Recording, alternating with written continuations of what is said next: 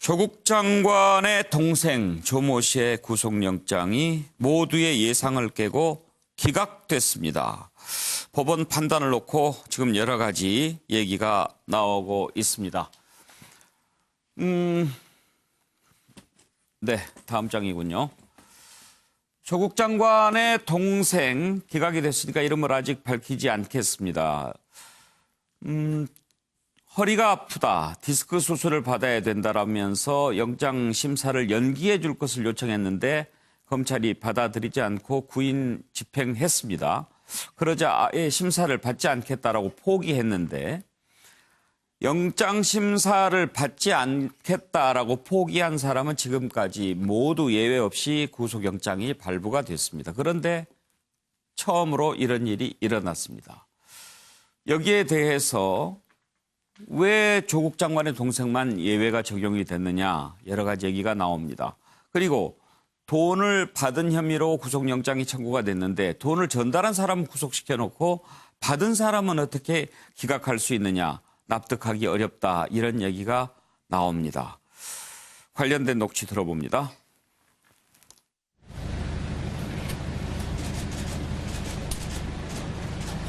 운동하고 공사비 소송, 위장 소송이라는 이거 어떻게 생각합니까?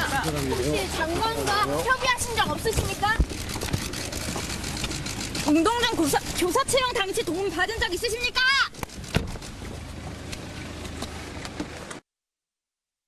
검찰이 이제 이 수사를 무리하게 하는 것에 대한 제동이 이제 법원이 제동을 거는 거거든요. 근데 이번 경우도 저는 검찰이 물론 그 채용 비리와 관련해서 어떤 사실관계가 있었다고는 하지만 원래 본건에 대해서는 상당히 무리하게 지금 수사를 하고 있는 거거든요. 그래서 저는 이 점에 대해서 검찰이 상당히 엄중하게 이 영장 기각 사태를 받아들여야 된다. 왜냐하면 엄청나게 많은 거의 절반 가까운 분들이 조국 동생의 구속영장 기각, 한마디로 비정상의 극치입니다. 그동안 구속심사를 포기하면 100% 구속영장이 발부됐었습니다. 그런데 조국 동생이 유일한 예외가 되었습니다. 정말 특별한 예외입니다. 영장을 기각한 판사의 이해 못할 행적들이 논란이 되면서 법원이 스스로 사법 불신을 자초하고 있습니다. 결국 문재인 대통령과 이 정권의 사법부 장악과 겁박이 이런 비상식적 상황을 만들고 있는 것입니다. 자, 서정 변호사 이틀 전인가요? 20년간 변호사 생활하면서 영장 실질심사 포기해놓고 영장 발부 안 된 적 한 번도 못 봤다고 그랬죠? 예, 저는 이게 한 번도 못 봤는데 예. 언론 보도 보니까 3년 동안 하나도 없었다는데 3년 전에는 있었는지 모르겠지만 모양이죠? 예, 저는 이게 못 봤고요. 예. 이게 제가 세 가지 문제를 적었는데 한마디로 이게 법에서 가장 중요한 게 형평성이에요. 그렇다면 이게 구속된 2명 빨리 풀어줘야죠. 그 2명은 이게 무슨 죄가 있습니까? 그냥 이게 심부름해서 돈을 전달하고 500, 1000 받은 것밖에 없어요. 따라서 이게 그 2명 전달한 심부름한 사람은 구속되고 돈을 이게 2억 받은 사람이 불구속된다면 그게 법의 형평이 맞습니까? 그럼 이게 빨리 2명 풀어줘야 된다. 이래 보이는 거고요. 두 번째는 이게 저는 건강 문제인데요. 본인이 이게 법정에 나오지도 않았어요. 근데 어떻게 건강을 알 수 있어서 이게 건강 문제로 기각합니까? 본인이 이게 의사도 아니고. 그럼 뭐 어떤 소견서를 낸지 모르겠지만 그러게 검찰에서는 소견서 의사 주치 물어보니까 얼마든지 구금이 가능하니까 한 거 아닙니까? 강제 구인을. 근데 건강 문제를 가지고 기각 삼았다는 거 이것도 이게 도저히 뭐 저로서는 상식적으로 이게 납득이 도저히 될 수가 없고요. 그 다음에 그 마지막으로 증거가 이게 광범위하게 수집됐기 때문에 영장이 기각됐잖아요. 근데 증거가 다 수집되고 자백하면 이게 다 그럼 구속 안 합니까? 증거가 수집돼도 범죄 혐의가 중대하면 도주우려라는 게 있잖아요. 도주우려. 예. 그게 바로 이충상 경북대 로스쿨 교수가 저 옛날에 그분도 판사할 때 영장을 했는데 그분 입장에 하면 2억을 받으면 엄청나게 중대한 거죠. 배임수재. 그렇다면 이게 증거가 광범위하게 수집돼도 도망 안 간다고 이게 100% 장담합니까? 도주우려라는 건 이게 0.01%만 있어도 도주우려 아닙니까? 중대하면. 예. 따라서 이게 무조건 저는 범죄 다 증거 수집되기도 안 된다. 납득이 안 되고요. 검찰에서 아마 더 액수를 더 이게 더 조사를 하든지 재영장 청구할 걸로 검찰이 보이고요. 예. 제대로 이게 앞으로 심사가 필요하다 봅니다. 예, 참고로 지금 이 3년간 영장심사 포기자 100% 구속됐다 하는 것은 서울중앙지방법원에 한한 얘기입니다. 전국적으로는 딱 한 건의 예외가 또 있기는 있었다고 합니다. 김학의 변호사, 영장 기각 예상 못 하셨죠? 그 저뿐만 아니라 예. 그 대부분의 변호사들이 다들 깜짝 놀랐습니다. 예. 사실은. 왜냐하면은 이미 영장이 발부될 것이라는 것을 법원이 메시지를 주지 않았습니까? 예. 이 돈 전달자라고 하는 사실은 어떻게 보면 뭐 신분군에 불과한 사람들이 구속된 마당에 돈을 2억 원이나 받은 사람이 구속이 안 된다는 거는 상상할 수 없었거든요, 사실. 예. 그래서 이 부분에 대해서는 이렇게 사실 국민적으로 큰 관심사가 되는 사건에서 사실은 형평성이 제일 중요하거든요. 사실 이런 것 하나하나가 사실 지금도 사실 대다수 판사들이 열심히 일을 하고 있는데 사법불신이 원인이 되는 거예요. 그래서 이 부분에 대해서는 뭐 아까 소 변호사님 극단적으로 2명 풀어줘라. 이거는 너무 좀 극단적인 것 같고요. 재청구를 하게 되면 다시 한번 심사숙고를 할 필요가 있다고 봅니다. 예. 그런데 이 서면 심사를 하지 않았습니까? 네네. 만약에 본인이 몸이 좀 많이 안 좋거나 그러면은 본인은 참석 안 하더라도 변호인이 대신해서 영장실질심사 받을 수도 있습니다. 그런 거는 전혀 문제될 건 없습니다. 예. 당사자가 근데 이번에는 그것도 안 한 겁니까? 그냥 아무것도 안 한 걸로 알고 있습니다. 예. 아주 이례적이군요. 예. 그러면은 혹시 무리한 영장 청구라고 볼 수도 있습니까? 그렇게 이게 논리가 되려면요. 예. 논리가 되려면은 애당초 사실 500만 원, 1000만 원의 어떤 돈, 물론 적은 돈은 아니지만 이 돈을 일종의 수수료로 떼어간 사람들인데 이 사람들도 사실은 구속을 안 했다면 사실은 이번 결정은 상당히 또 획기적일 수도 있었어요. 왜냐하면 별건 수사의 문제점도 지적했고 이 피의자의 건강 상태까지 재판부에서 고려한 것은 어쩌면 인권 신장에 어떤 되게 긍정적으로 볼 수 있는 판단이 될 수 있었거든요. 알겠습니다. 예. 궁금한 시청자들 위해서 한 가지만 더 여쭤볼게요. 지금 돈을 전달했다고 하는 두 사람은 구속영장이 발부되지 않았습니까? 예. 그런데 이제 조국 장관의 동생은 기각이 됐고 예. 그것은 영장 전담 판사가 다른 거죠. 다릅니다. 예. 그 판사와 이 판사는 전혀 다른 판사입니다. 그러면 영장 전담 판사는 어떻게 정하는 겁니까? 이 부분은 지금 이분 서울중앙지방법원의 영장 전담 판사니까 예. 서울중앙지법 법원장이 인사를 하는 겁니다. 법원장이. 그러면 그날 달라집니까? 아닙니다. 그 보통은 임기가 예. 법원 인사는 연초에 이게 매해 연초에 있으니까 연초에 그 인사를 해서 그 판사가 보통은 1년, 2년 이게 정해지거든요.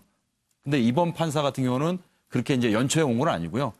작년에 이제 아니 영장 전담 판사가 한 명입니까? 아닙니다. 지금은 4명을 알고 있습니다. 그러니까 그 사람들은 어떻게 무작위 배당으로 알고 있습니다. 무작위 배당? 예. 아. 다만 자기가 한번 판단 내렸던 사건은 배제되고요. 예. 무작위 배당으로 알고 있습니다. 예. 알겠습니다. 박진영 교수께서는 영장 기각 보고 어떻게 생각하셨어요? 변호사들이 전문가이시니까요. 법률적 형평성 문제나 이런 부분들은 저도 어쩔 수 없이 동의가 되는 부분이고요. 네. 한편으로 보면은 이게 이 사법부가 검찰이 이 과도하게 별건 수사를 했던 점들 그리고 기존에 그 무리하게 영장 청구를 했던 부분들 이런 부분에 대해서 한번 일침을 가하는 수준으로서 한번 그 새로운 아마 관행을 한번 만들려고 했지 않았나 이런 생각이 들고요. 예. 만약에 이게 또 재청구가 된다면은 또 상황이 변할 수 있으니까 예. 사실이 좀 더 나올 수 있고 또 금액이 또 커질 수도 있으니까 그때는 또 다른 방향으로 또 바뀔 수 있다고 그렇게 보고 싶습니다. 예. 김학의 변호사 만약에 재청구를 하면 그때 영장 또 그 보는 판사가 또 바뀔 수도 있습니까? 예, 다른 판사가 해서 뭐 예를 들면 이 돈을 전달한 사람들에 대해서 구속 결정을 내렸던 판사가 맡을 수도 있고요. 아니면 아예 제3의 판사가 맡을 수도 있습니다. 예. 그렇군요.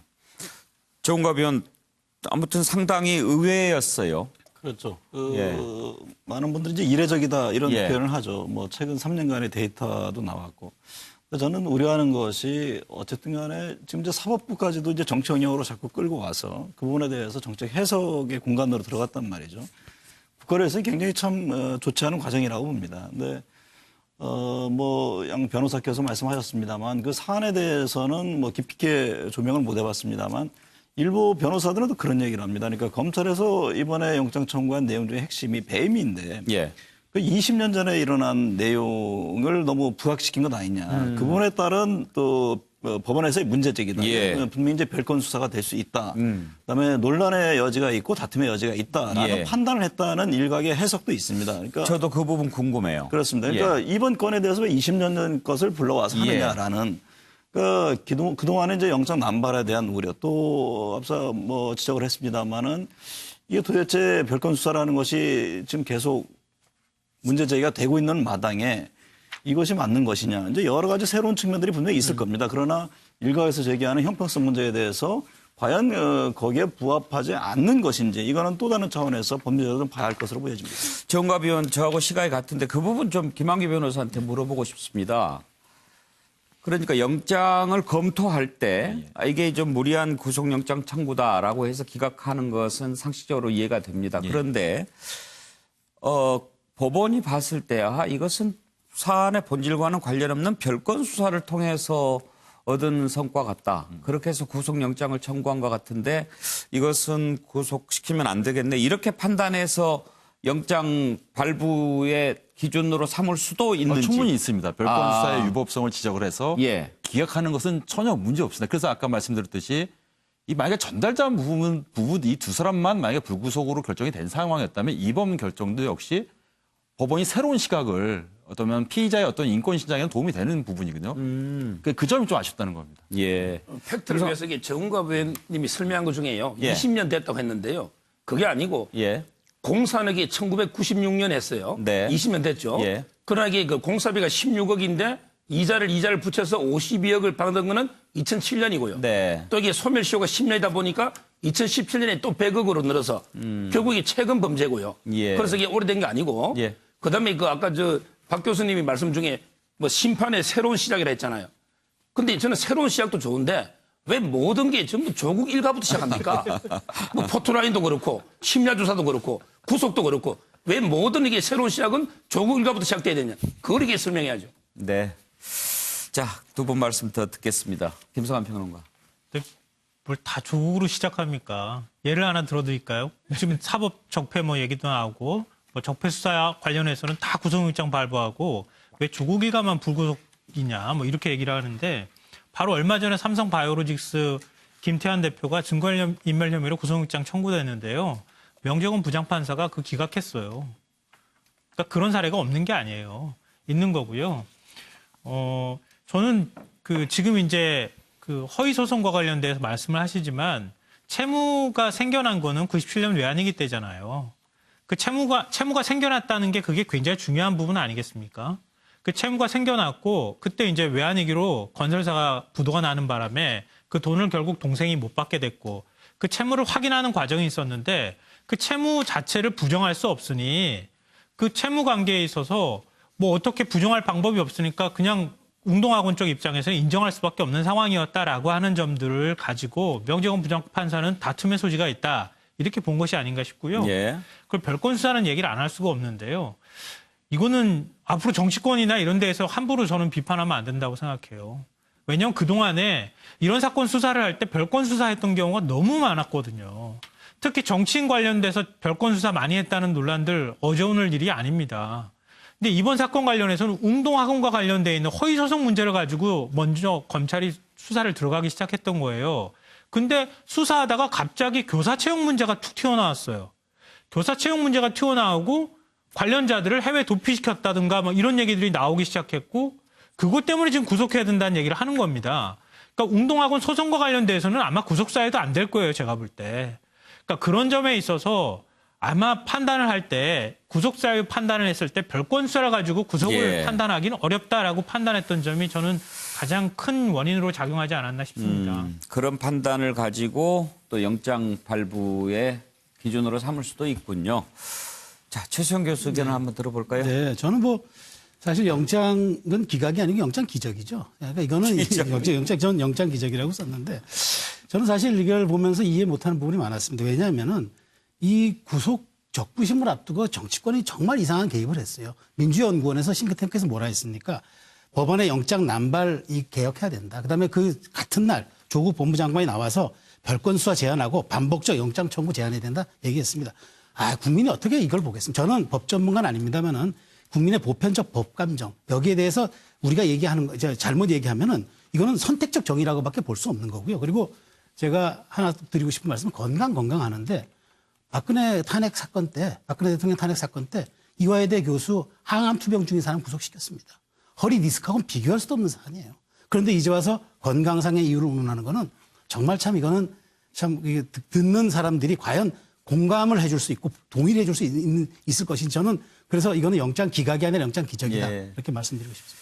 최수영 교수 속담 전문가시고 사자성어 달인이신데 영장 기적 지금까지 본 사자성어 중에 최고입니다. 예, 다음 이슈로 넘어가겠습니다.